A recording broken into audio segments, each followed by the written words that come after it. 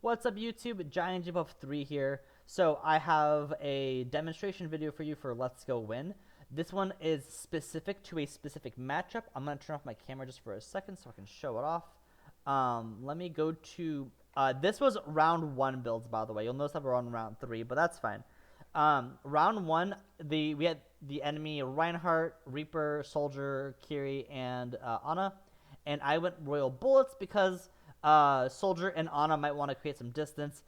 These two can cleanse most of the things anyway. And then if Reinhardt goes, just keep swinging, we would have an issue with being up too close to him. So I want to just make a little distance, starting with Royal Bullets.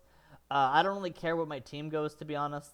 But we notice how we are basically down Mercy Rule almost.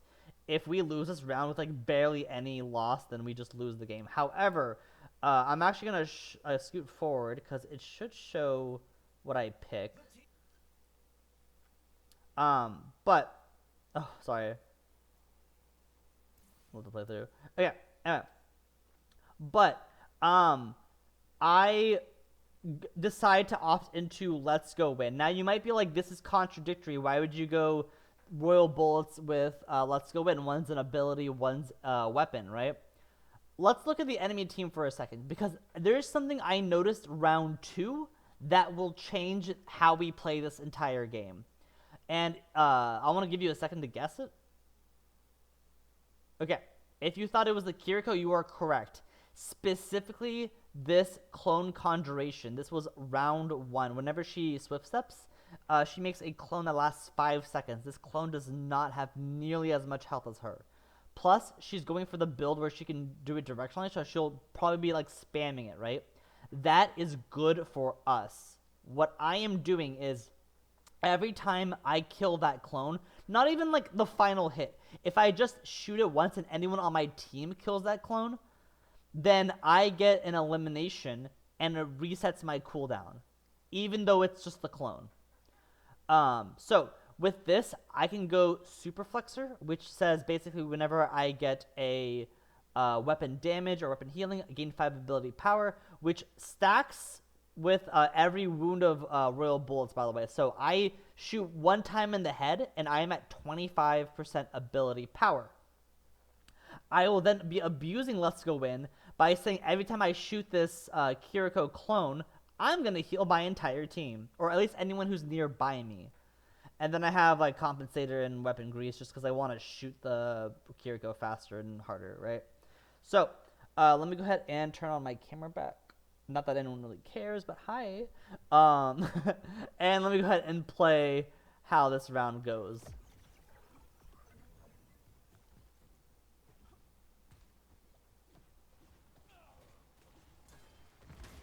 So I am looking for this Kiri. I don't see her yet. She hasn't TP'd. I get an elimination. Great. Not the point. I still can't find this Kiri. Don't know where she's at. Found her. Kill her, and you'll notice that I will get my shout back. And so I now shout. I get to get the overhealth. So keep in mind that for commanding shout, whenever you raise your ability power, it also increases the overhealth you have. Let me actually go back just to show off how much right here you'll see that I have a good chunk of overhealth. So Super Flexor is great in this way because it allows you to get weapon power plus enhances your shout. Unfortunately though, I die anyway. I'm not sure if you were about to see that. This Ana went for a sleep dart build, so like her sleep darts are easier to hit, and then she can also heal allies with her sleep dart. But it's fine. I think we lose this first point. But yeah, notice that I'm at 678 HP, which means every time I shout, my team will be healing for a little over 30 healing per second, which is like a Zenyatta orb. Imagine it as a Zenyatta orb on your entire team. But yeah, anytime I see this Kiriko, I see the carry. That's the actual carry, by the way, and here's the way you can tell. That's the clone.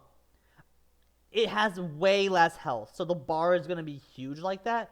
That's how you know if you one-shot, headshot this carry, it's going to die. And make sure Like, notice how I shouted before I shot. That way I get the benefits, and then after 5 seconds I can do it again.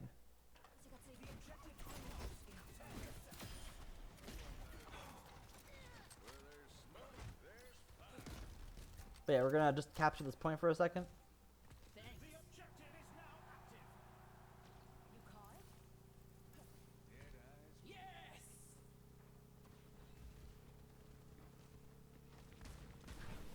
Carry clone. Just get that kill. Move on. And now I shout again. Our team has overhealth. That was the actual Kiriko that time. I messed up. So I don't have my shout no more. But it's fine.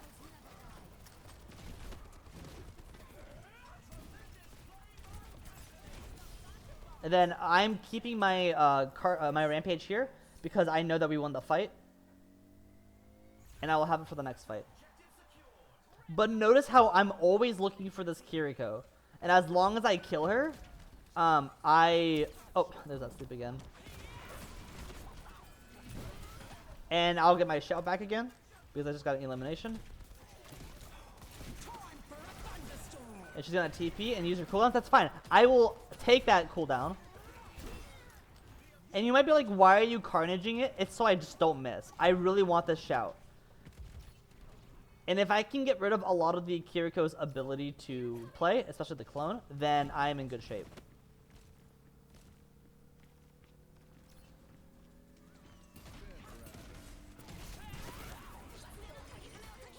He already did his Wraith form. So I'm good. I got my shout back. I'm just taking care of him so that no one else can deal. I stab her once in case there's an elim. There is an elim, and then we win that. I can go ahead and show off round 4, but it's really a lot of the same thing. I'm going to go to round 5, where I actually pick a new power, just to show this off as well, and how synergetic this gets. So let's go to Junker Queen. Yeah, you'll see that I have these two. I'm going to go ahead and actually scoot forward. You also couldn't see because my camera was in the way, so give me 1 second. Okay, cool. Let me turn off my camera real quick. Cool. So Kiriko is stuck because you cannot switch out your powers. Kiriko is stuck in this, right? So notice how now she's going for Tuzu in order to try to counteract this, right? I went Reckoner's Roar. Now, as long as I'm within the area of the Kiriko, or literally anyone, right, and someone there dies when I shout, that counts as an elimination, which resets Let's Go Win, which lets me do Undying Loyalty. And on top of all this, right, I'm still going Super Flexor for Royal Bullets, right, in order to increase the ability power.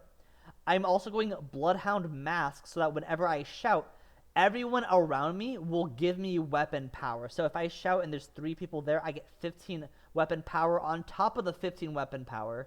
So that's a 30 weapon power bonus. And then I also have Advanced Antibiotics.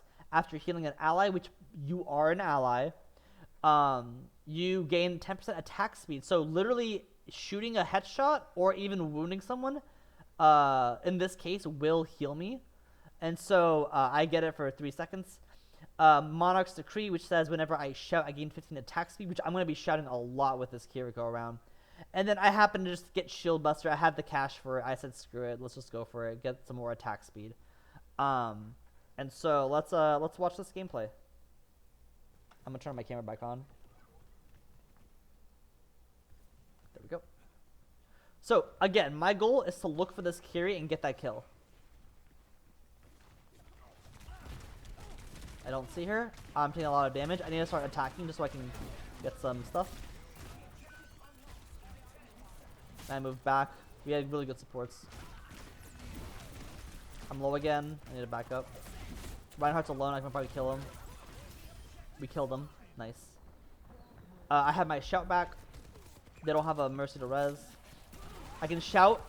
Now, the great thing about Let's Go Win plus Reckoner's Roar is even if there's only one person in that shout, as long as I kill them, I'll get my shout back. So it's so good to just use it to secure that elimination. Now, don't use it on someone who can cleanse, because obviously, like, they'll just get rid of the effect. But for Soldier 76, he can't run, so it's a free kill. Also, which one of these is the real one? Which one's the clone? Get my shout back. Murder him too. Going after this clone. Clone's dead.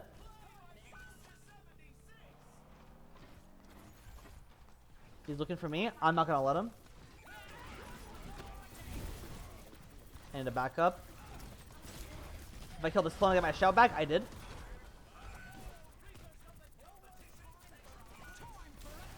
I noticed that Kiri was dead.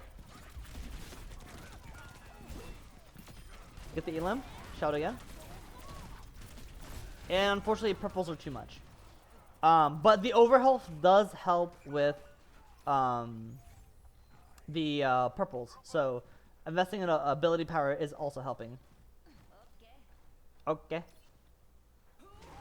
I'm shedding just because it's a reset cooldown as well, so it helps us get there faster. If it was just me, I might have been like, let's regroup or whatever, but Soldier was there too. And everyone's still in the fight. No one's on point. I'm like, free point. That's fine.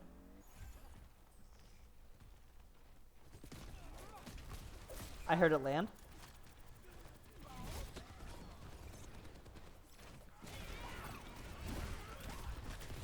I'm backing up. And as soon as he died, I shouted. Notice how like, I was like panicking. She got multiple people with that. We got the elimination, so I got my cooldown reset, but... And then he's trying to avoid us. Yeah, we have the pulsars ready now, so like everyone's getting hit. We have a lot of AoE damage going on. As long as I shout and Juno's got those pulsars. And I'm like, maybe I can get a kill like over here. And I figured he was dead. Because he already used the Wraith. I am somehow not dying. It's crazy. And everyone's just dying. But yeah, I hope that was a neat demonstration. I could show you the last round. I actually got play of the game, but it really doesn't matter. But for Kiriko specifically, this works. Now, I don't know if this would work for Kiriko plus Zarya. Because if Zarya bubbles the Kiriko and she has the one where it also bubbles a nearby ally, it would also bubble the clone most likely. So I don't think that that would be a great way of doing it. I'm struggling with like Zarya's versus Kiri's and Zarya's with Zarya and Kiri and Zarya and Maze. But yeah, hopefully this was a great demonstration. Like, comment, subscribe, I don't know, whatever. Good luck in your stadium games.